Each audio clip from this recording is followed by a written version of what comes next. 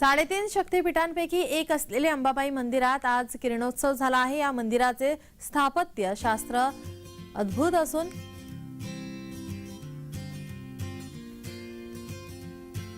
यामुळे वर्षातून 2 वेळा किरणोत्सव सोहळा पार पडतो। हा किरणोत्सव सोहळा अनुभवण्यासाठी हजारो भाविक गर्दी करतात।